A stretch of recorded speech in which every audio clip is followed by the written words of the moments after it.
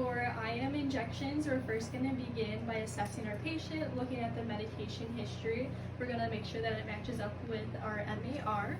So looking at the medication administration record, we're going to look at the date, the patient's name, the drug dose, the drug name, route of an administration, and the time that we're going to give it.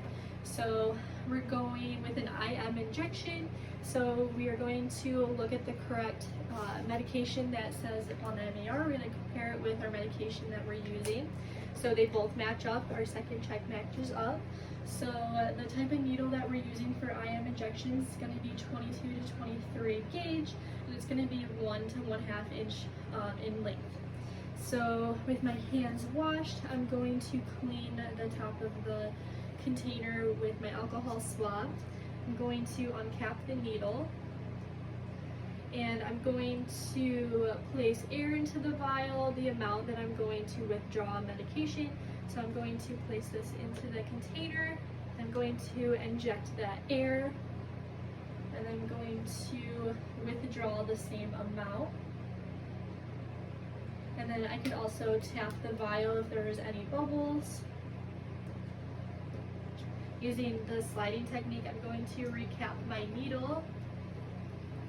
And then again, I'm going to compare my MAR to the medication that I just withdrawed. Alright, and then we're going to go to the patient's room. I'm going to provide privacy, and I'm going to wash my hands and put on clean gloves. And we're going to identify our patient using 2 identifiers. I'm going to ask her full name and date of birth, compare it to her wristband, and making sure that those both match up. We're going to ask for any allergies and making sure that she knows that she's getting IM injection. That's the procedure that's happening today. So right now, with my hands washed and my gloves on, I'm going to put her into the correct position. So for this IM injection, we're going to use the deltoid. So she is in the correct position already, but for the deltoid, that is for 1 milliliter or less solution, and then we could also use the ventral gluteal muscle or the vastus lateralis, and those can be used for 3 milliliters or less.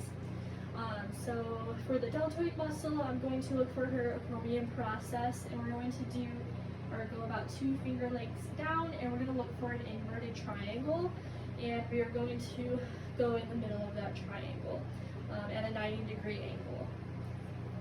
So right now I'm going to wash my hands, place my gloves on, locate the site. I'm going to clean with an alcohol swab, going in circular motions.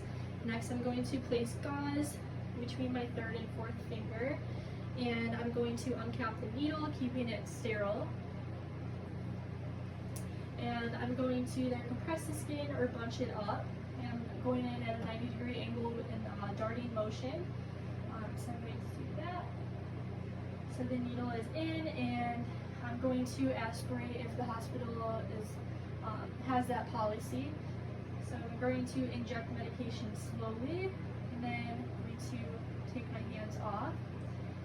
And then I'm going to withdraw the needle slowly, and then place the gauze on, and then apply gentle pressure, and I could apply a bandage if I needed to. And I could place the safety on the needle if the sharps container was closed, and discard of the needle.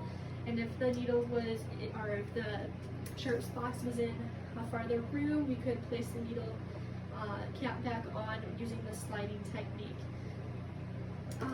So right now we're going to place the patient into a comfortable position, back to where they want. We're going to look for any adverse reactions, and I'm going to perform hand hygiene, take my gloves off, and I'm going to document what I just did. So we're going to look at the drug dose, the drug name, the drug given, the route, the time of administration, and my initials, which would be KN, Oakland University student nurse.